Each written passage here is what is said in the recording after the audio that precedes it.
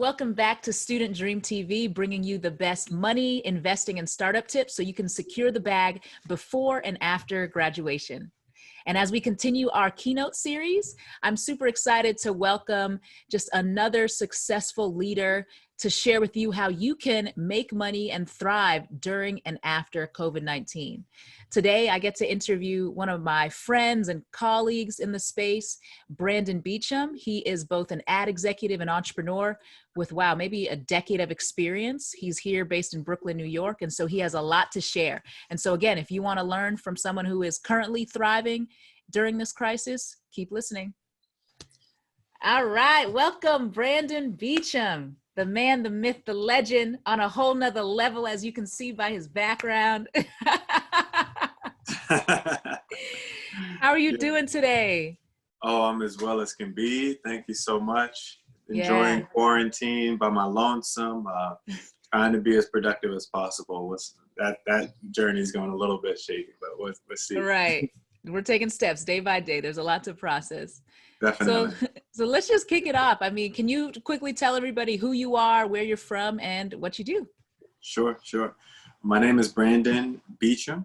I'm originally from Ohio, Youngstown, Ohio, but I currently reside here in Brooklyn, Bed-Stuy, New York. And I work in advertising technology for a location-based technology platform.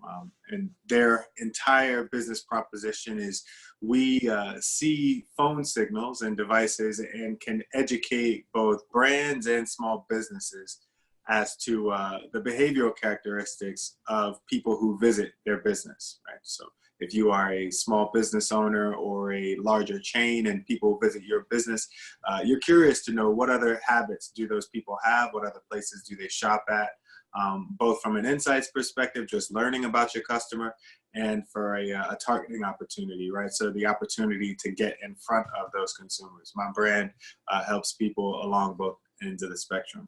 And then that's the corporate company that I work for. And then on the side, I also have a consultancy with a business partner, and we leverage technology in a very similar way. So the corporate partner has actually built the technology, whereas in my own practice, I leverage technologies out there that exist in the market that are free and accessible to everyone. And I use the same technologies to help small businesses grow. So whether that be Facebook and your social media marketing, even today, more importantly, there's some lifestyle brands that want to activate on what's called connected TV. And that's, the platforms that we all stream on. So we educate ourselves and our clients on how to leverage those technologies and how to get the best use out of them for growing their business. Wow, that's a lot. I mean, I think a lot of times when we think about technology, a lot of our students are mostly just consuming it, right? And not and not to say that you don't consume it. I mean, I watch my Netflix, I love my Insecure, Money Heist, right? I use social media, I use it, but true wealth and financial success is created by being the ones to create it or leverage it. So can you talk to me a bit about just how, starting both on the corporate side, how you guys leverage technology? Because I think when you hear about the world of ad tech, it can be a little intimidating. So can you help break it down, make it a little bit more chewable for those listening? That's an excellent point. To make it more chewable, as you put it, all of us have phones in our pockets, and I imagine right now they're probably sitting very close to us. But let's say you were to walk outside of your house this morning, cross the street, and you want to go to Shake Shack to grab a milkshake, right? Right. For me, it'd be Chick-fil-A, because Chick-fil-A is right next to the Shake Shack. I would do Chick-fil-A. And we just interviewed the owner of Chick-fil-A Brooklyn. So okay. Got to shout out Chick-fil-A. Shout out to them. They would be a great brand partner and sponsor for this program. Hey. So yeah, you walked into that Chick-fil-A, you said, man, they got that bomb sweet tea. I'd just love to have a sweet tea this afternoon. So you go across the street, you go to that Chick-fil-A, you order your sweet tea. While you're waiting, because there's generally a queue at the Chick-fil-A, you decided to pull out your phone, maybe play some Tetris, check the weather because it's a little bit cloudy outside. So talking about data, where that data actually comes from. Now, while you were inside Chick-fil-A just checking the weather, you didn't consider the fact that you were actually sharing data and information with the app from where you acquired this weather data, right? So when you open that app to check the weather, you pass back data signals and points of reference. Some of those data points might be, one, your location, right? So where exactly that Chick-fil-A is. That's one piece of data. Another piece of data might be the fact that you are a woman, and you might have depicted that in your phone in the settings when you downloaded the app for weather. You would have also had to have enter maybe your date of birth, right? Because they want to make sure that they show you the proper content, or that they limit certain features if you are under 18. So let's just leave it with those three. Those are 3 points of data that were just passed simply by you opening the phone and checking the weather. Where you are, your age, and your sex. My company leverages that same exact data in the advertising network. So what we would have done is, let's say we tap into that app that you were checking the weather on. As soon as we saw that signal being a digital signal, once you open the app, there's a signal pass and the data goes up into, a satellite. We would acquire that data of who you are, where you are, and that enables us to determine if you are a part of a particular audience segment that the brand that we're working with would like to advertise. So let's say my advertising partner in this instance is Burger King, right? Yes. Burger King wants to steal customers from a Chick-fil-A. So naturally they want to target people who visit Chick-fil-A and say, hey, why are you going to Chick-fil-A? We have a 3 for $3 deal, right? 3 burgers for $3. Right. So my company would use the data in that exact fashion. And then what makes my company very unique is that we've created a technology that's called blueprints. And just as you and everybody watching this video might imagine, a blueprint is sort of an outline of the physical boundaries of a specific building. And with this digital blueprint my company has created, we're able to tell that when user XYZ, that user XYZ refers to you because you were in the Chick-fil-A. When user opened her phone, she is actually inside of the Chick-fil-A, as opposed to being next door where the Shake Shack is, right? Because perhaps Burger King identified specifically Chick-fil-A as their competitor. So that technology is what enables us to, 1, collect data, 2, segment data and be able to categorize it. So inside of a Chick-fil-A or woman, and then also able to serve us or serve you the ad, the actual banner and impression that Burger King is trying to serve you in order to promote that 3 for $3. Wow. Data, the world of data. That's powerful. Yeah. And kind of going off that, so clearly data is extremely valuable and people are willing to pay money for it. Most definitely. So data is a way to secure the bag. How can we, how can our students listening, how can they monetize and make money off of their data, their personal data, instead of other people making money off of it? Oh, I love this question. And really the reason I love this question is because there have not been adequate methods for which people, individual consumers, can monetize their own data. It's actually something that I personally study and am personally looking, to create a solution for in the future. But here's an example of a way that you might be able to monetize your own data. There are plenty of different apps out there, and including web browser connectors that actually track what you do so that they can give you points. Here's an example. There's a website called Honey. Honey can tag on to any website that you search and purchase something off of. And if Honey has a relationship with that vendor, they will give you a discount.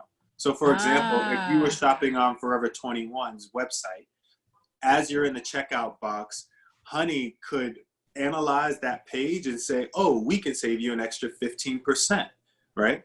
Now, you and I might not consider that a data exchange in a way that which I, as a consumer, am actually capitalizing and monetizing. But Honey is sharing your information of the purchase and who you are as an individual consumer with Forever 21, where you bought that discounted item. So they are taking your data and exchanging it to the brand, whereas you as a consumer receive a discount. So there's an exchange, right? A value for value. Right. And there's a handful of other platforms out there like this. What's it called? Ebates recently rebranded to Rakuten. Rakuten is a great example. In order for you to receive all those discounts and that cash back, all they want is for you to make the transaction on their platform. You are giving your data away to Rakuten. Rakuten sells it back to every vendor that gives you the discount, Nike, Macy's, what have you. And in exchange, as consumers, we receive the discount on the product that we're purchasing. So those are a few ways that, data exchange is actually happening. And for you to monetize your own personal data, there's nothing out there quite like that exists just yet. But I can honestly say that I'm working on something similar. Yeah. And I think that can plant the idea for anybody listening to even you be the person to create it. Absolutely. Yeah. By all means, we need these solutions. As everyone has seen, all of our transactions are becoming digital, right? From paying our bills with automatic payment. Obviously, all of your streaming is being done and paid for digitally. We're getting our music via sign up and paying online. Our bills, even our rent is being automated. We can pay directly to an account. So really the whole ecospace is happening digitally. And what we really need is a solution where people can control what gets shared. And just to give people a point of reference, there's a new law in California called CCPA. CCPA. That's right, the California Consumer Protection Act. And now this act has gone in place purely for the purpose of consumers being able to control what data of their own gets shared with organizations. So as a part of this act, any person that lives in California has a law-given right to demand where their data has been shared, number one, and then also two, to cease the sharing of that data if they so choose. Something very similar is going to come across federally that applies to the entire country. Right now, it's only in California. Thank you for letting us in on that data. So just to, you're in the world of ad tech. How diverse would you say that the world of ad tech is? I would say not diverse enough. Okay, right. So to that point, right? It's not diverse enough yet. There are millions of billions of dollars being made, So clearly, if our goal is to help you build wealth, you may want to look into that space. Not to say we have to put you in a box, but certainly you may want to check it out. So can you kind of key us in on some of the trends or the data you see when it comes to just the future opportunities in the world of ad tech that you would encourage a younger brother or sister to look into? Also a great question. Yes. The first thing that I would say is don't let these words scare you off. That's good. Data, data, analytics, media, insights, all of these things are really just keywords. They're industry lingo in the same way that in basketball you say crossover. You know what I mean? Right. This industry lingo and terms, these are not ideas that are beyond the realm of grasping. But to talk more about the opportunities they're in, I would say the real opportunity and skill set that's going to prove itself to be very helpful in the near future is one, going to be speaking, and then two, interpretation. What do I mean by that? Speaking is really just the opportunity to communicate a message, right? So, and do so intelligently, also succinctly, in a way that the audience and the person that you're speaking to can actually, kind of grasp what you're saying. And then the other one is translating. Data and insights present themselves in two fashions: in numbers, that's the actual data part, and in graphics, right? And those would be like anytime that we're actually looking at a graph, very similar to what we've been seeing for COVID, right? Dr. Burks, who's also a Penn State grad like myself, has been just interpreting graphics. That is going to be a high skill because what's happening in the market is companies are building automated technology platforms that can analyze the data. So that is a skill set that I've had to acquire over my many years in this field, analyzing the data. Now technology is actually being built out there that can analyze it for you. What you need at that point is someone to interpret it, to take the analysis and be able to convey that to someone else in a very intelligent and succinct way. Like I was saying, communicate. It looked like you fell out of the universe. Laptop. That's funny. So that's the skill that's necessary, is being able to communicate data. So as people begin to look into jobs, I would say understanding what's actually happening. So having a bird's eye view of the fact that this pandemic is having an impact across the world, not only on students going to school, right? I am affected myself. Internet learning is not my strong suit. But then there's going to be data points that come out of that, right? How many people have been learning online? How many people began an online course and then didn't complete it? Right? These are all just data points that will eventually need to be interpreted by someone for a new job employee to say, the person that are using our technology, not only are they all teachers, but these teachers are predominantly of this age group and predominantly teach in this specific student demographic, so that they can go back to their business partners and say, hey, maybe our technology should be more appealing to a particular audience. So it's communicating, number one, as a skill set that I think will be very helpful, and that kind of tails into storytelling.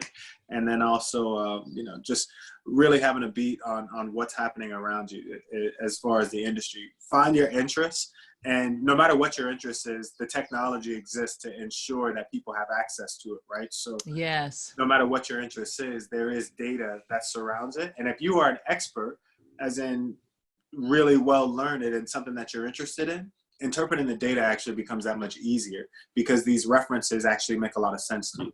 Yeah, that's a really good point. And Brandon, can you tell us just a bit about your story? Because I think it's helpful to know how you got into this space, how you were able to navigate from, being a D1 football player, right? Sure. At was it the Ohio State or no, Penn State? The Penn State, that's the right. Penn State, to coming and taking that same, skill set of like hard work, focus, to Sure. get into this space. How did you find this to be your area of interest? That's a great question also. So I'd always been interested in advertising since I was about 10 or 11. And it was really just the idea of, the psychology behind selling someone a product is what drew me and what piqued my interest. Now, to really talk about how I made my way into it. So in the time of 2000, 2001, which is when this interest peaked for me, there were no apps, right? There were no smartphones. So my interest in advertising was purely about creating commercials. When I got to college, again, talk about having foresight, I began to see how the industry was changing, how these apps are actually changing the way that people interact with their devices, changing the way that information gets sold. So I started thinking to myself, how can I make the transition into advertising, understanding where it is today? My first job out of college, however, was not directly in the type of advertising that I would have liked it to have been. Instead, it was based in sales, and I created documentaries for emerging economies, right? So I literally traveled around the world and lived in different countries, selling the idea of a documentary to the government and to companies. Now, included in this documentary was advertising space, right? So I had to also sell the ad space. So that's what got me interested in understanding, okay, this is what the value of advertising is as a whole. So the first part was understand what the value proposition is of my interest, right? If it is medicine, obviously medicine is to heal the body, but then why do specific segments of the population seek out certain services or seek out certain medicines for particular healing? So understanding the application is where I would start of your passion and your interest. And then when it came to me continuing to make my way into the field where I desired, I'd been working for that company abroad in Panama, Central America specifically. Wow, that's cool. I received a job interview in New York City that, again, was not directly in advertising. But as I thought about it, how am I going to make my way there? I had to think about the steps along the way. As long as I'm doing something that's going to give me a skill set that is transferable into the field that I'd like to be in. So I'm moving, it may not be straight up the ladder, but it's diagonal, right? I made one step and I got to that diagonal pedestal that helped me get a little bit closer, even though it's not exactly where I want to be. So I was in New York. I'm now working at a technology recruiting company. And my job was to find opportunities for people to get hired, right? And as I'm doing this, my company decided that they wanted to pivot in technology and specifically start hiring roles that are technology based. Go figure, some of the roles that we were actually filling for were advertising companies, but technology roles specifically. So as Wow. I'm reviewing some of these job descriptions and the resumes for people that I'm trying to get this job for, I'm like, you know what?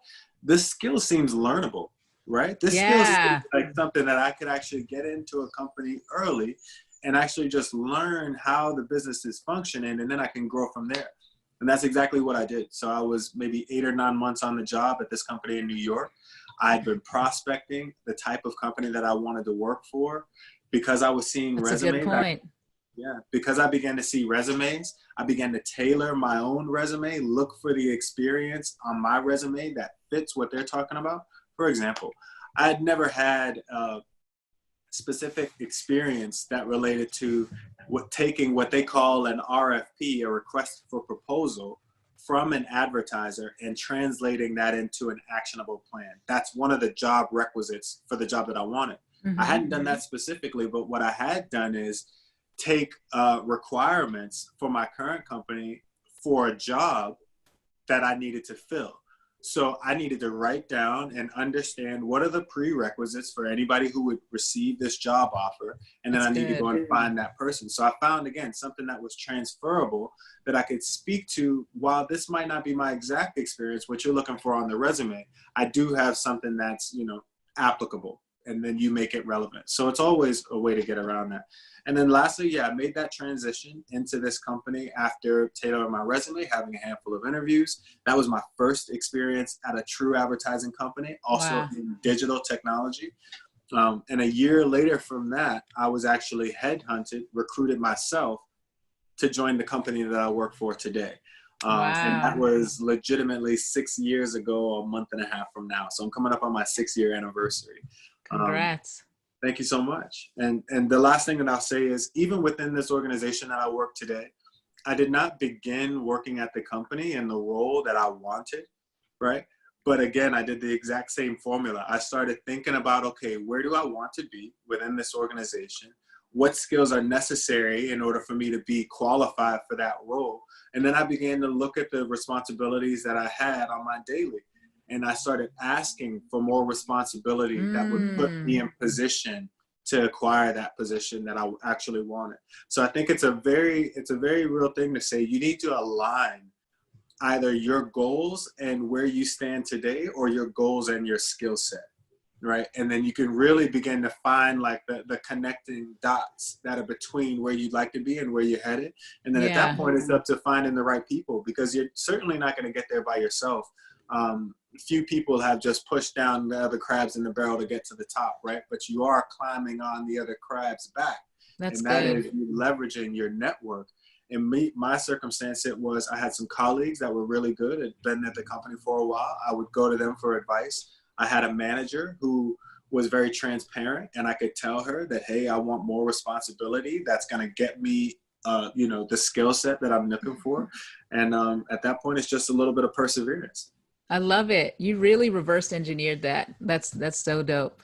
And just because I mean, there's a lot of things in there, especially the fact that you were able to get to a place where someone knocked on your door to get you to work for them. And I think that should be everybody's dream, for you to have so much value that you are a hot commodity. And especially thinking about like athletes, right?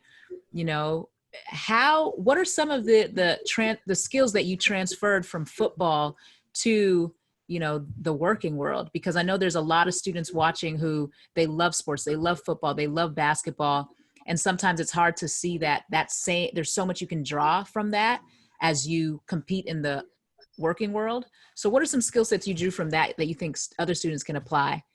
That's a great question as well. I'll break it down into these 3 words, and I'll use the same letter to kind of make it easy to catch. Preparation, practice, perform. So those 3, really. If you think about it as an athlete, you need to prepare for games, right? Yeah. And that preparation could be anything from studying film, learning about your opponent. In the world of business, that is the same, learning about your opponent, the other companies that are in your field that do what you do, understanding what makes them different from you and what makes you different from them. That's a part of the preparation. Understanding what your client needs. And your client doesn't necessarily have to be a external client. You could be a person who internally services the company, and the other people around you at your company are your clients. That's who you serve. And so, you know, when you think about sports, it was, okay, well, what is our goal? Where do we want to get to? Do we want to win our league? What's necessary for us to win our league, right? And then we're also studying our opponents. And then that's the preparation part. So now we move into practice. We understand what our opponent can do. We understand what our competitors do well. Let's start to practice how we fit into the mold of solving these problems for our client, right? So then it's role playing on your job, which is practice in your sport, right?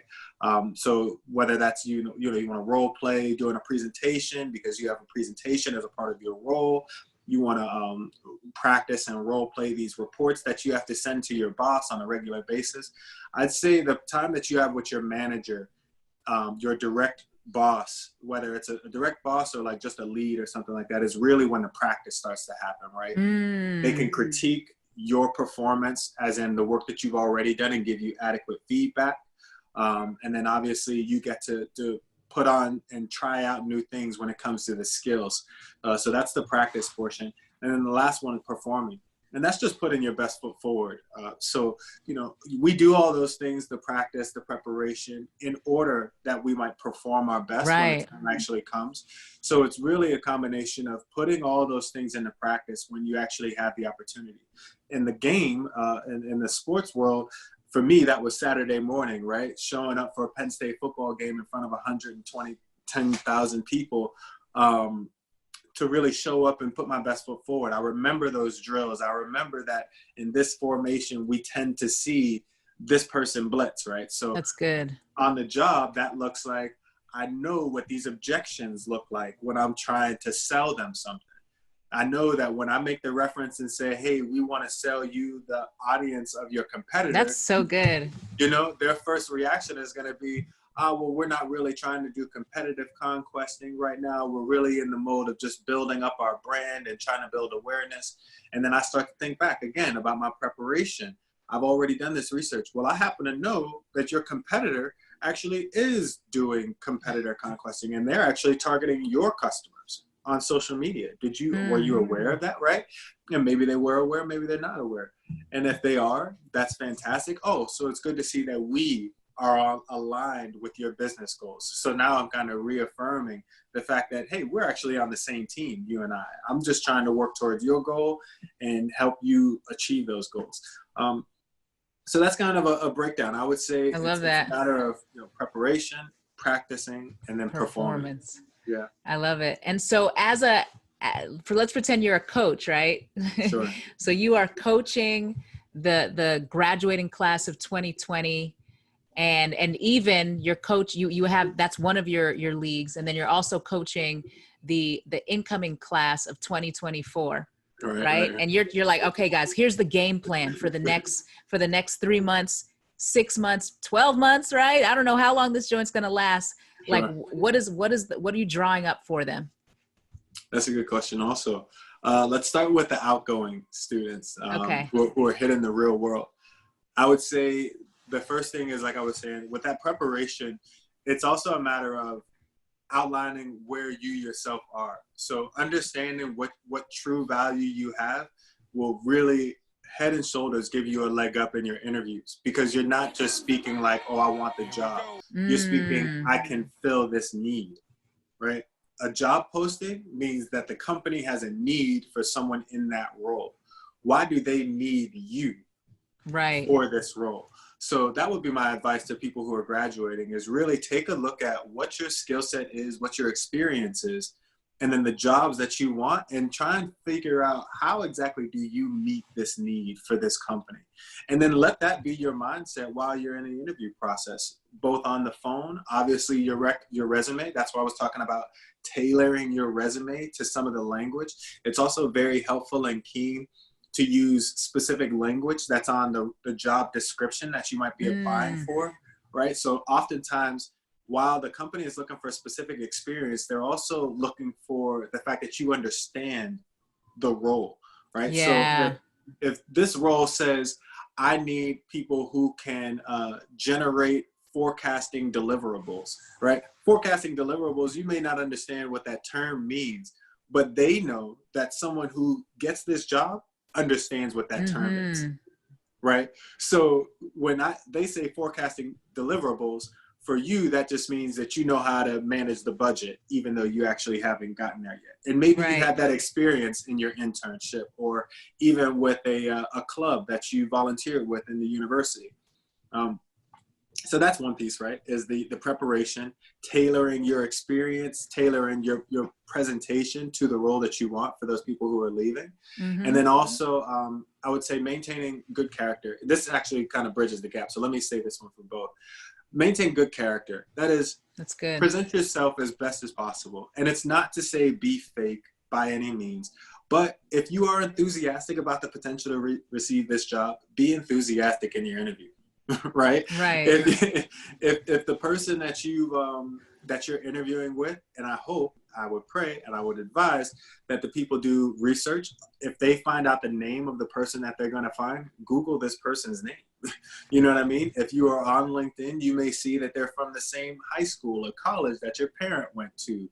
If they're on Facebook, you may see that they're wearing a t-shirt that says "Go Penn State," and you could speak to the fact that, hey, I was also a Penn State graduate, or I also like basketball and Michael Jordan, or, they posted a comment about The Last Dance to Michael Jordan. Find a way to actually relate, because people remember people they like, right? So if you can give a good first impression during this interview that is beyond what's on the paper, beyond just your qualification for the job, but you and I had a connection, you've got a much better opportunity to land that gig. So that's for the people leaving. Great. Yeah. And then lastly, for those people who are incoming, I would say, forget what you know. This one is also kind of goes both ways, right? So for the people who are going into the job, forget what you know. You have to learn what they do and how they do. For the people who are coming into school, forget what you know. This is a brand new environment for you. You need to be flexible. You need to be dynamic. It's the only way that you're really going to be able to capitalize on, no matter what the circumstances are. The same is the case for the real world and job world right now. We're in the middle of a pandemic. If I were to stick to what I know as a salesman and try and go forth with the same techniques and tactics that have been working for me all these years in my career, I might be shooting myself in the foot, because people on the other end, right, they're in a very, very different circumstance. They're not going to respond the same way that they might have 3 months ago. So I need to be a better listener. Yeah. That's the one for people who are incoming. Ask questions. Listen, it's perfectly okay to not know something. It's perfectly okay to ask for more clarity. Because one, it tells the person who's speaking that you're actually listening. If you're asking for more information, then they feel good about, like, even what's happening between us. The fact that you're asking poignant questions, right, that are very relevant to both my experience and the application of the students who may end up watching this video. I'm listening, you're listening. It actually facilitates this conversation and the communication. The same is going to be the case once you get to school. If you're listening, asking questions of your professors, asking for extra time with your dean, with your particular advisor. My advisors know me by name from college. I still can reach out to them today, comment on their LinkedIn, comment on a picture of Jamie Perry, who is my advisor from my college, comment on a picture of his son, and they know me, right? Because we facilitated that relationship. Speaking of another thing that goes both ways, relationships. Going into college, in college, after college, maintain good relationships. You never know who's going to be your boss, who knows someone who can help you get that job, who's got an uncle that has a company. You know what I mean? Right. These relationships, and because it's all digital now, we are literally 1 degree removed or 2 degree removed from everybody in the world. Maintaining healthy relationships and good communication with people can go so much further than you ever imagined. It can literally be the difference between you getting a job that you're not qualified for and losing a job that you're overqualified for. And so last question, just to make things, just get us in the mode, right? So we got the game plan. We know that we got to prep, we got to practice, we got to perform. What are the top 3 songs on our warm-up music? Oh this man. Season, man. Really? Really? Right. We got to get in the zone, man. We got this. Let's go. Man, okay. Well, nobody's gonna know mine. I'm an instrumental fan. Okay. Right? So lyrics can kind of throw me off personally, because maybe I'm feeling the beat, but then the lyrics take me somewhere else, and I'm just kind of. Whereas a beat, I can make it my own, right? I can make my lyrics. I can envision. I can visualize. So I'll give you some artists. Yes. Vowel. Vowel. Is one artist. VOWL. And it's a period. VOWL period. Mm-hmm. And a song might be called, like, I don't know, Drumstick or something like that. Okay. But Vowel is a great artist. Straight instrumental. It's really nice. Let's see. I'll go one with lyrics. A rap artist, Travis Scott. Okay. Motorcycle Patches. That's all another right. one. All like, right. Beat wise, is getting me. I would actually really love that song if it didn't have any lyrics. Yeah. And then the last one, let's see. Oh, I've found a new jazz artist, and his name is Fela Kuti. Fela Kuti, man, come Fela on. Kuti? That's an old head. I'm Nigerian, so he's he's like the Afro jazz, man. He created that. Absolutely. Yeah. And I've been really you talk about down the street. Yeah. I was walking down the street. I heard a guy playing on his stoop the other day. I was like, man, I'm really feeling this. And he shared it with me. So Fela Kuti is another one. And I those are like, I just gave you 3 totally different genres and everything, right? And I think that speaks a little bit to people. Like, be eclectic. Be eclectic. Have different interests. That's good. Have different interests than your friends. Have different friends groups that have different interests. Because, we tend to be as limited as we are strictly by self-imposed boundaries, right? Yeah. It's a matter of us being in our comfort zone. It's a matter of, well, they're not really like me because they don't listen to what I listen to, or they don't dress like I dress. It's perfectly okay and healthy for you as a person to be eclectic, for you to be dynamic, to have different interests, to be interested in different things, to read, to watch movies, you know what I mean? To just attend, cultural events and things like that. Just because, again, talk about those relationships that I was talking about before. People come in all different shapes and sizes. If you happen to watch that Last Chance documentary for Michael Jordan, and the person that you're sitting across from is from Chicago or a big Bulls fan, now you have something in common. Yeah. The same facet. Like I mentioned that Fela Kuti. I just came across this artist, but the fact that I mentioned him, had we not known each other and you asked me the same question, we could be bonding right now over the fact that I'm playing some Afro jazz, right? And again, talk about the personal relationship. Now we have created some symmetry between the two of us that it doesn't even really matter that we initially were talking about, the speaker series, but we might be able to just bond over the fact that we were listening to the same music. That in and of itself could present opportunities to connect, to build business, to make job opportunities happen, et cetera, down the future. Awesome. Thank you, Brandon. And just I wasn't planning on asking this, but I just want to throw this out there. Best athlete that personifies crushing it in this season? LeBron James, no doubt about it. No doubt about it. I am. Period. I'm from Ohio. He is the man. Me and LeBron are sharing backyards. I played his high school. Oh, wow. Every sport, we are like same town. And LeBron, if you've seen any of his like Instagram and stuff like that right now, all he's doing is working out. Like he's working out, eating. He's in the gym. He's working hard. And you also see him with his family, right? So he's got his priorities.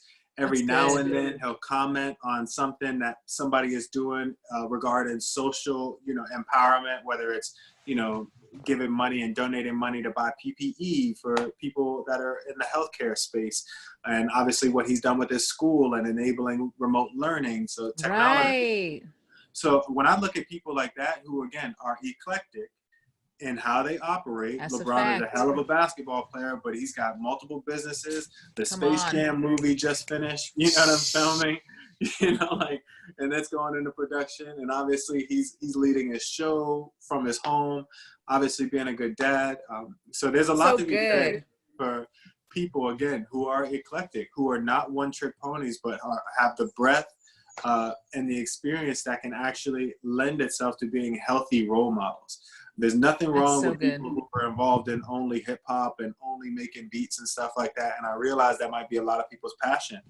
The truth of the matter is, when beats fail, when music is no longer being listened, or when the pivot happens and people are no longer actually just, you know, listening to music the same way that they used to, how are you then going to respond? Right? Where will you turn to still chase your passion or build self-sufficiency and continue to make a living when things begin to crumble down? A lot of people are facing that exactly right now, as they've lost their jobs, as you know, security in the way that it used to look does not present and offer itself in the same way. What are you then doing to better yourself or to continue growing and expanding yourself? That's a great point, man. And I'm gonna do a whole case study on LeBron James and just him as a businessman. And there's so much to draw from that. So thank you, Brandon. And yeah, for everybody who's listening, again, if you've gotten even one single point of value from this, I know you've gotten more than that. Just hit that like button real quick. Comment in the comment section on what exactly you're going to apply, right? Because you cannot play the game by just sitting on the sidelines. You got to play, right? So talk to us. Let us know in the comment section, what moves are you going to make? What jobs are you going to be looking into? What skills are you going to be prepping for and practicing? Let us know. And if you want a community to help support you in that, sign up for the Student Dream membership, where you don't have to go searching far and wide to connect with people like Brandon. But Brandon is one of our mentors who if you become a member of Student Dream, you'll be able to connect with him on a monthly, bi-monthly basis, right? To constantly hear and get input from him. You'll get more of this learning. You'll get more of these opportunities by becoming a member. So if that's something you're interested in, just look in the show notes and you'll be able to access that as well. And as always, guys, talk is cheap, talk is broke, and time is money. So take action today. All right, y'all. See you next time on Student Dream TV, and let's get it.